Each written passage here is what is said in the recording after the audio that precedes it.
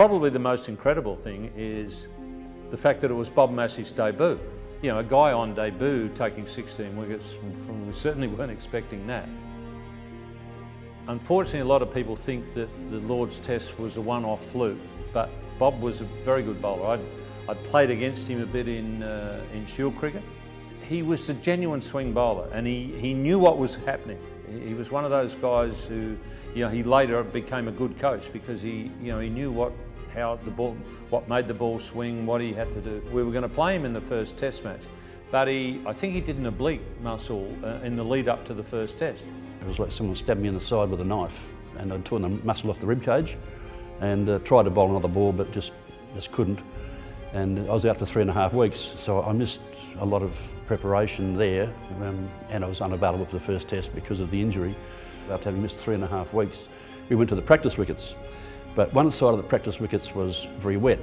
So after trying to bowl over the wicket to Ross, I went and said, "I can't bowl here, mate, I'm just slipping too much." So he said, "Well, how about bowl around the wicket?" So just for practice purposes, I went around the wicket and I could get a footing, and I bowled it for quite a while. But he bowled around the wicket in the nets at Old Trafford, and he felt good about something or other there. He obviously thought, "Oh, this might be handy, bit of variation in the game." Richie Benno had come out of the back of the commentary box and saw us doing this, and I think wrote that we were hatching a plan to use this tactic, but I'd actually thought about it beforehand. On the plane over, I thought that I'd use that tactic, especially against John Edrich, if the ball was swinging, because he was a very good leader of the ball outside off stump, and I thought by coming around the wicket, if it was moving and I bowled my in-swinger at his off stump, it might be a little bit difficult for him, and so that was the main reason why I came around the wicket.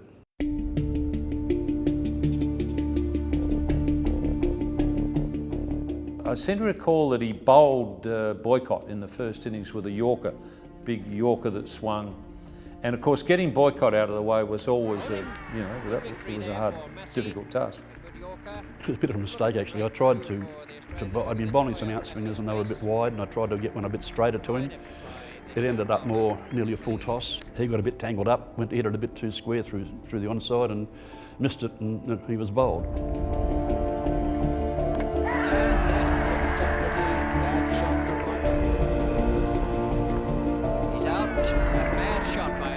Yeah, the first day was a bit of a hard grind. They were, I think, 7 down. I had 5 at stumps on the first day, and then got 3 with the new ball the next morning. The nursery end, and look at this delivery that clips back there in the far end. There's no head bobby. There is the outside. Rodney Marsh. I guess my biggest memory, and I suppose the most exciting phase of the game for me, was the Saturday afternoon. We managed to get about 36 in front. We should have been more in front. Not as many as I would have liked. And I wasn't into making speeches because I didn't think speeches did you much good, really. But I thought, I just needs a couple of words before we go out. I said, "Listen guys, just before we go, we lead by 36. I said, I'd like 1 wicket before they pass us, preferably 2. And I remember Dennis Lilly coming up to me as we were walking onto the field for the start of the second innings. And he said, "Come on, mate, we've got to knock off one of these openers before they pass us."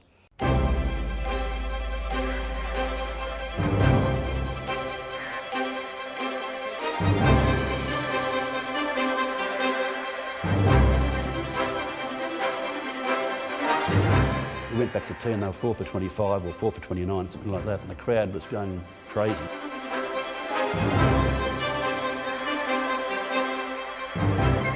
So we had them 5 down by the time they got level with us.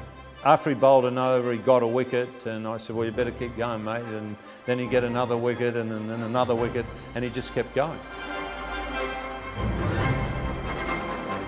And that's it. Step ball and second slip.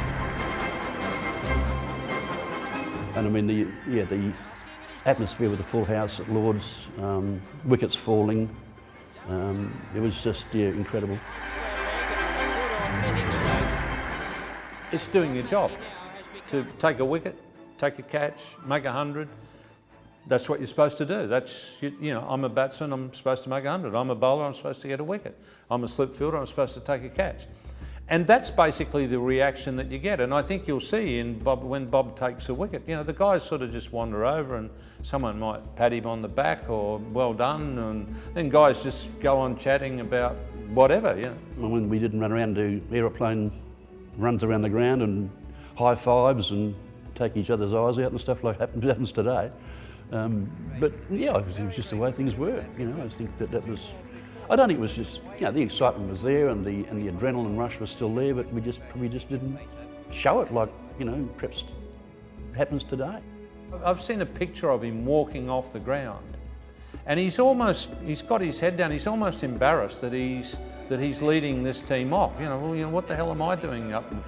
Why are you pushing me forward?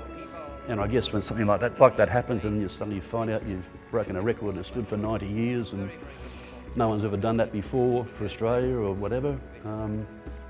It's a bit humbling. You don't go onto the ground to get 16 wickets. You don't go onto a football ground to kick 18 or 20 goals or 15 goals in a game. Those things happen. And they're not going to happen too often, if ever again. So it was more, you go out to do a job for a team. And it's more relief that the team is in a good position, or your team's going to win the game, and whether you get 6, 16, a dozen, it's nice to have personal success, but it's the team success that counts. At the end of the game when we'd won, and bear in mind that Australia hadn't won, I think by that stage, we'd gone 11 tests without winning. The dressing room was pretty up when we finally won this game.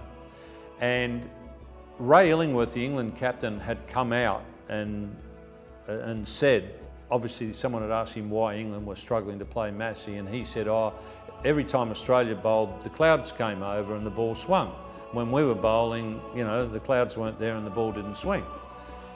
Illy was a fine captain, but he always had an excuse for everything, Illy. Greg, my brother, he'd got hold of this, or someone had it, and they pinned it up on the wall, and Greg had written in this big black text right across the middle, "That's crap, Ray," you see, like that, which is fine, I don't have a problem with that, except that they pinned the bloody thing right next to my locker. And at the end of the game, as is tradition, Ray's come down to our dressing room just to congratulate us, well played. And he's come to me, obviously, first as the opposing captain, and he's shaking hands and chatting, and he looks up and he sees this thing, and so he's gone and had a close look. And I'm thinking, and Illy and I got on pretty well together, you see, and I'm thinking, maybe we're not going to get on so well after this, but I did say to Greg afterwards, "Hey, listen, mate, next time you're going to write that crap, put it in front of your locker, will you, not mine?" I remember going to a function where Jim Laker, the great England off-spinner who took 19 wickets in a test match, said to me, "Bob, there's 4,500 people on the last day at Old Trafford in 1956. He said, "I've met about 30,000 people that claim to have been there that day." And he said, "You'll probably find the same thing over your life." And I reckon I've met about, if there was 30,000 at Lord's on that Saturday afternoon, I reckon I've met them all.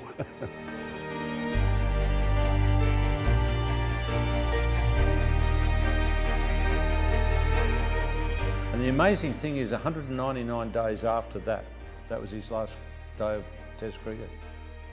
Well, I didn't decide to end it. What happened was we went to the West Indies. There was no grass on the pitches. The pitches were absolutely barren. And the new ball lasted about 10 overs. It was just shredded. I'd never encountered conditions where I couldn't swing the ball, or hardly at all.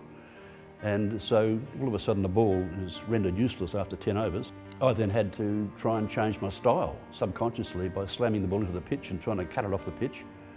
And consequently I just lost the consistency of my natural action, which was to swing the ball. And so when I came back, I started having technical problems, which eventually led to me being dropped from the West Australian side.